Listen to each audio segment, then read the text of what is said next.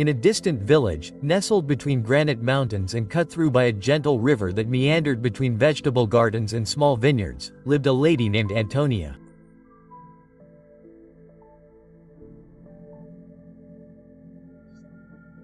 At 72 years old, Antonia lived alone on a modest farm, surrounded by mulberry trees and sunflowers that she had planted herself with her wrinkled, firm hands.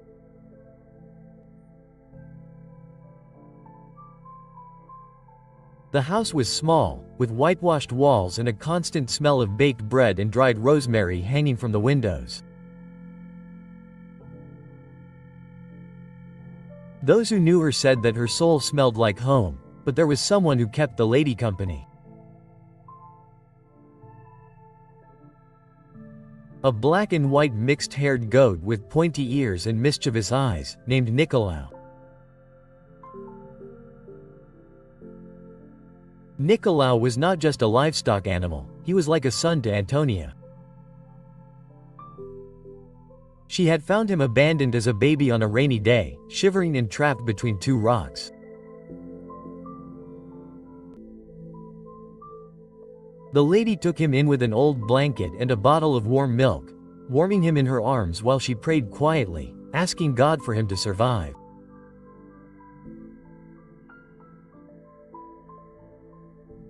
He survived and, more than that, he grew up strong, smart and with a striking personality.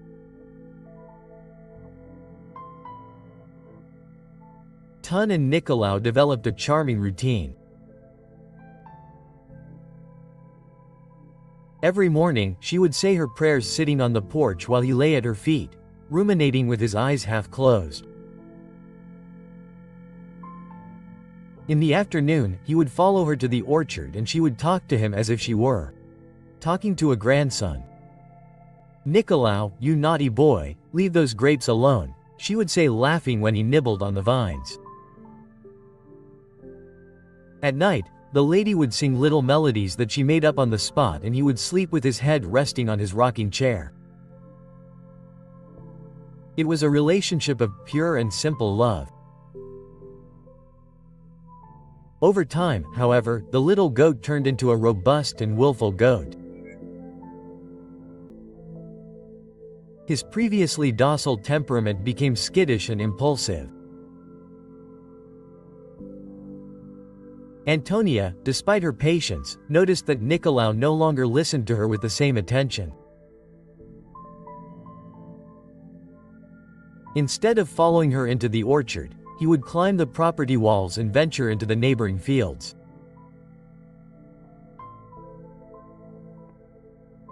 Once, he devoured a neighbor's entire cabbage patch, causing a discomfort that Antonia had to deal with baskets of bread and humility.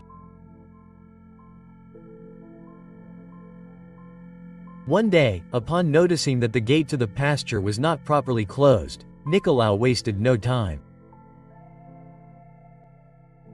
With a firm push, he escaped onto the dirt road, feeling like he owned the world. He jumped among the bushes, sniffed everything around him, and bellowed with delight in his goatish way. For him, that was freedom. For Antonia, it was worry.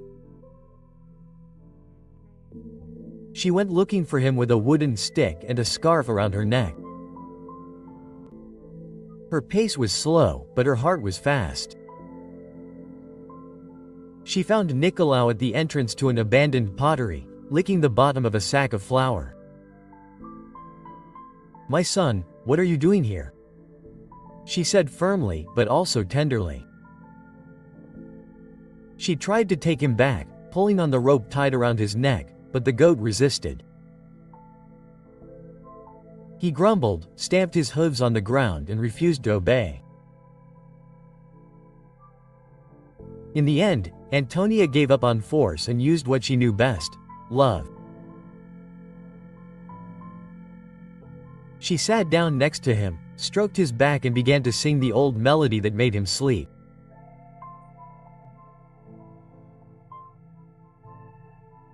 Nicolau gradually calmed down and went back home with her, but something inside him was still burning.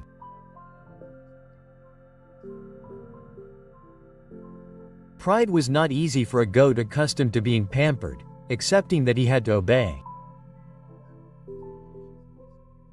That night, with his heart wounded, he decided to run away again. Only this time, to never return, he climbed the high fence, crossed the bushes and disappeared down the road.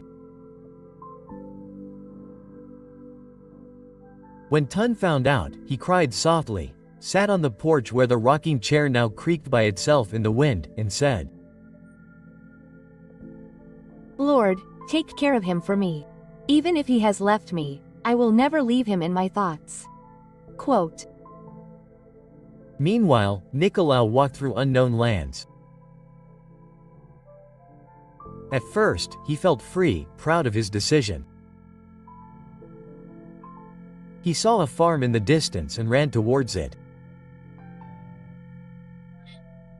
The place was different, big, noisy, full of tractors, hurried chickens and grumpy dogs. A young man with a dirty face, grease and an impatient look found Nicolau in the corral. "But a lost animal is here. No one lives easy, no. If you want food you'll have to work," he exclaimed and quickly tied a rope around the goat's neck. Nicolau was forced to drag small carts, pull water cans and carry firewood with a basket strapped to his back. His resistance, once a source of pride, became a reason for punishment.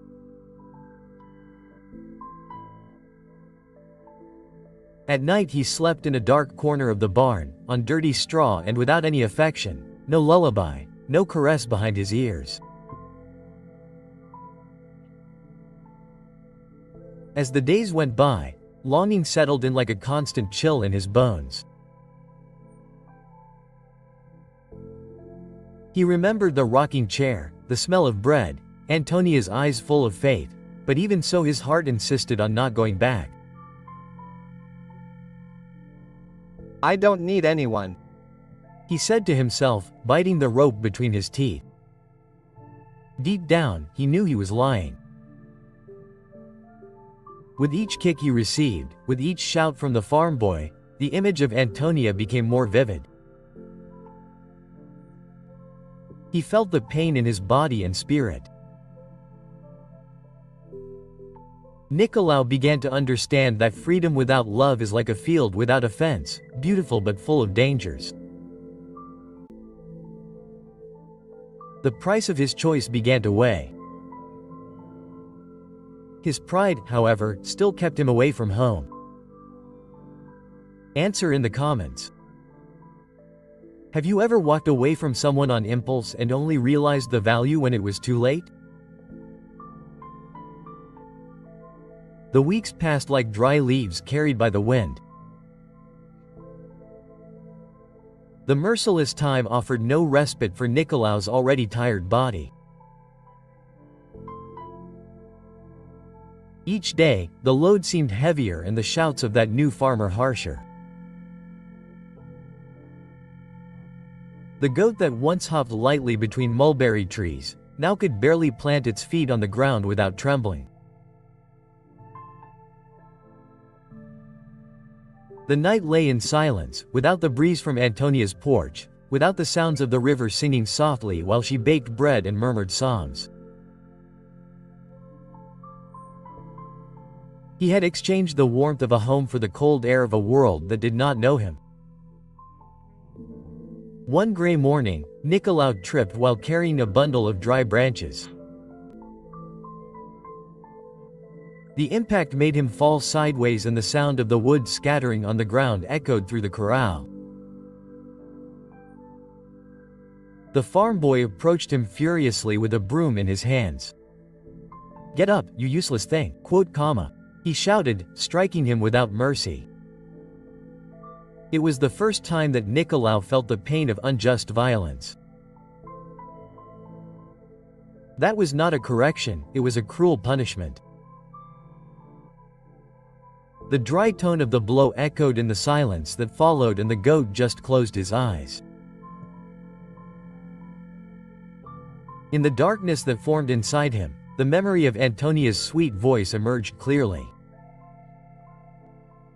You are my gift from God. That memory undid him inside.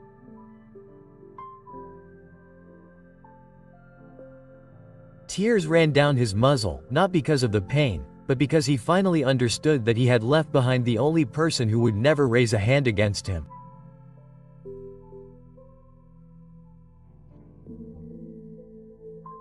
Antonia had never demanded anything from him, only presence, and he exchanged that for a world that treated him like a beast of burden.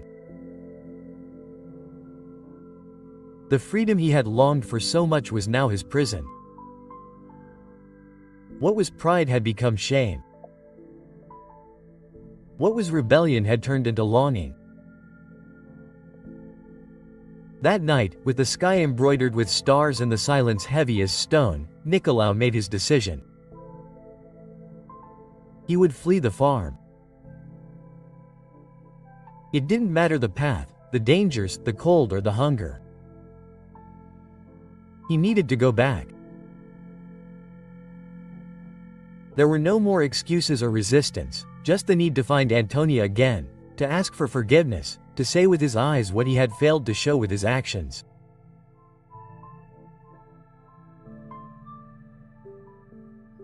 He gathered his last strength, gnawed at the rope that bound him, and set off into the darkness aimlessly, following only the scent of memory and the hope of redemption. The road seemed longer than before. At each hill, Nicolau felt his paws tremble, but he also felt his heart race. The weight of regret moved him more than his body itself. Along the way, he encountered other animals, thorny bushes, people in a hurry, and indifference. At a small roadside shop, he tried to approach it in search of water, but was doused by a man with a shovel. Quote, "A homeless animal has no place here," the merchant shouted. Nicolau backed away, but did not give up. He knew that returning would be difficult, but nothing was harder than living far from those who loved him.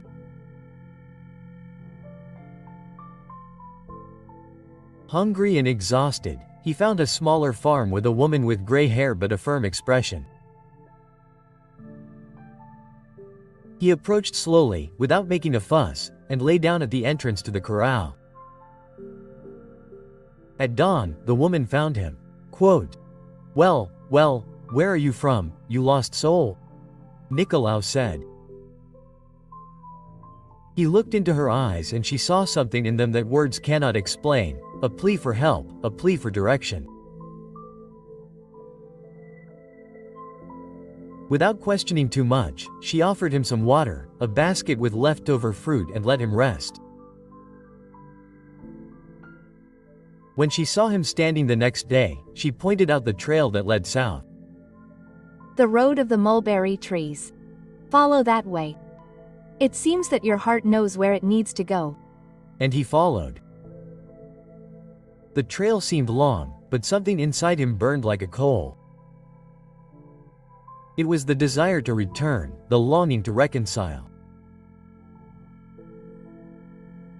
While as he walked, he remembered Antonia's songs, the smell of the dry leaves on the porch, the laughter they shared when he got up to something naughty. Each step was a silent plea for forgiveness. Each hill he overcame, a prayer. Finally, as he rounded the last bend in a road surrounded by wild sunflowers, he saw the farm below, through the morning mist. But something was different. There was no smoke rising from the chimney, no birdsong, no smell of warm bread. The fence was broken, the garden was overgrown with weeds and silence. Nicolau's heart raced. He went through the open gate and walked to the porch.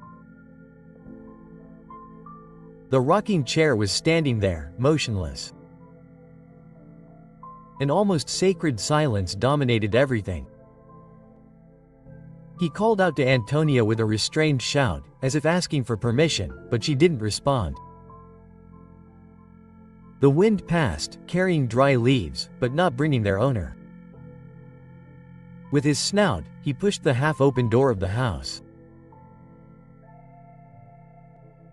He saw the furniture covered in dust, the table set with a cracked ceramic plate and a handkerchief embroidered with the initials S on top of the chair. His world collapsed. He went out the back door and wandered through the garden, as if searching for traces of a time that would not return. And it was then that he saw next to the mulberry tree a simple wooden cross stuck in the ground like a living memory. Around it, wild flowers had sprouted on their own. Nicolau approached. On the cross was carved Antonia dos Santos, mother of heart and light of this house. The goat's body trembled. He fell to his knees before the tomb, rested his head on the ground and cried with everything he had not cried in life. He murmured sounds that only God and the soul understand. There was no going back. Time had stolen his chance to redeem himself with words, but not with actions. That night, Nicolau did not leave the place. He lay down on the ground that was now the house and stayed. He was weak, yes, but at peace. And there, next to the cross, he made a silent promise that everything that remained of his life would be dedicated to honoring the love he had wasted and to keeping alive the memory of the woman who loved him, even when he didn't deserve it.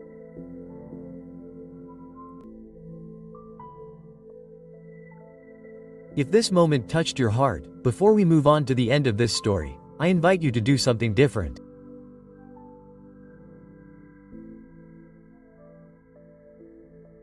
If you've ever had someone who loved you even on your worst days, an Antonia in your life, write a word in the comments in honor of that person. It could be a name, a memory, a gesture. Let's build a garden of gratitude here in the comments, just like the wildflowers around Antonia's cross. And if this story is touching your heart, subscribe to the channel. Not out of habit, but because here every week we plant seeds of reflection and faith. The sun rose gently that morning, as if it knew it shouldn't shine in a hurry.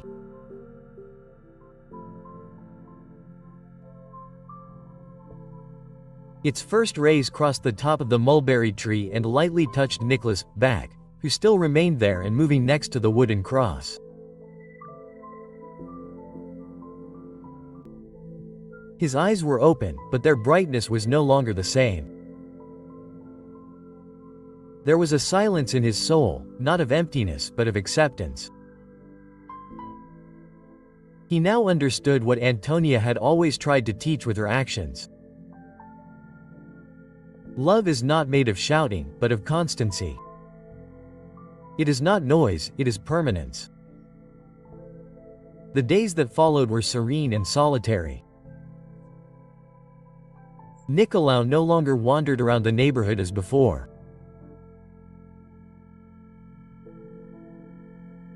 Every morning he would get up with effort and walk slowly around the property, pulling weeds with his teeth, dragging fallen sticks with his head, trying little by little to rebuild what had once been a home. He did not speak, but his soul said it all. He was fulfilling his penance with love. The neighbors who passed by on the road noticed the goat's return and commented among themselves.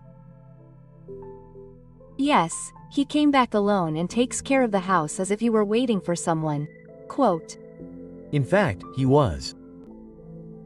He hoped that Antonia's memory would never fade.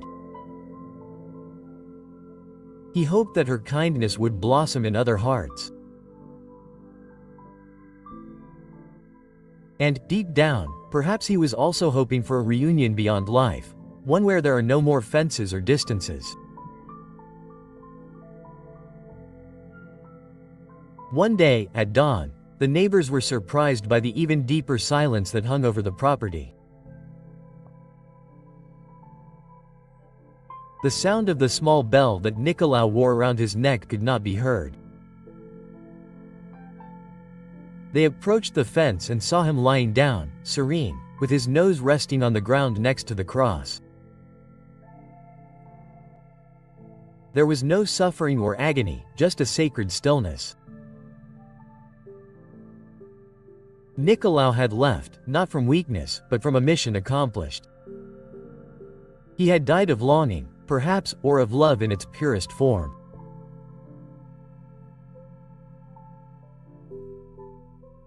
His body was buried right there, next to Antonia's cross, and over the two graves, the neighbors planted sunflowers, the ones that Antonia loved so much, and left a plaque with the words, "Here are two hearts that never stopped searching for each other."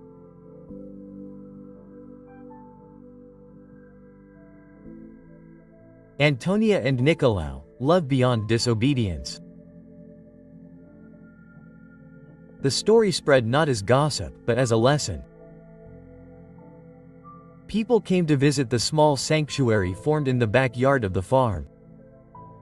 They sat in the shade of the mulberry tree and cried. Some told their own stories of parents who didn't listen, of children who had drifted away, of reconciliations that had not happened for a long time. Others came simply to give thanks for having a second chance to love properly, to forgive while there was still time. And so that little goat that had once run away out of pride became a symbol of sincere repentance, of return, of redemption.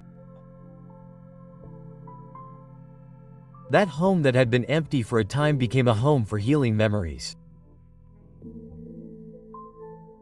People left notes on the fences, short phrases attached with rusty nails. I went back to my mother after hearing this story. I forgave my father before it was too late. I decided to go back home. Maybe you who are listening to me now also need to go back. Go back to someone, to some place, or even to God. And if that is the case, may Nicholas's story inspire you, because not every departure needs to be definitive and not every mistake needs to end in loss. Sometimes, all love needs is for someone to have the courage to take the first step back. Sometimes, all you need to do is bow your head, let go of your pride, and go back.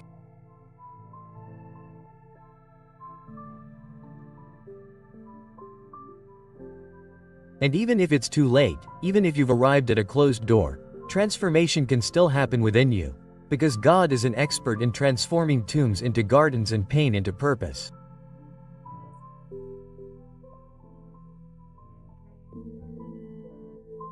Nicholas's journey is a portrait of many of us. We ran away on impulse, we fell out of pride, we came back out of love. And when we came back, even though we were hurt, we discovered that our true home never closed the door on us, it just stood there in silence waiting for us to return.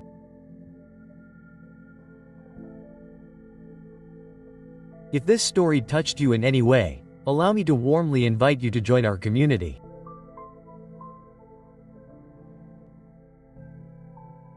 Click the subscribe button, not as someone who just follows a channel, but as someone who enters a place where stories have soul and faith has a voice. Here, each video is a hug told with words. And if this message touched your heart, share it with someone you love or who needs to hear it, because there's still time to go back.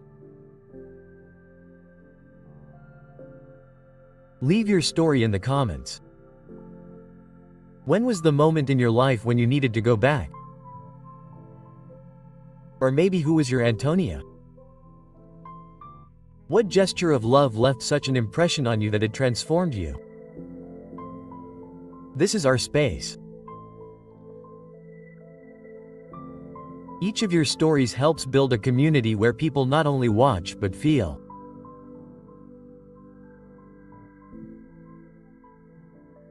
So, write here what you learned from this story, because your experience can be a light on someone's path.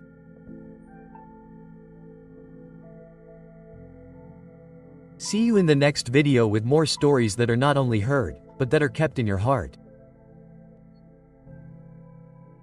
May God bless you with wisdom, humility, and the courage to return.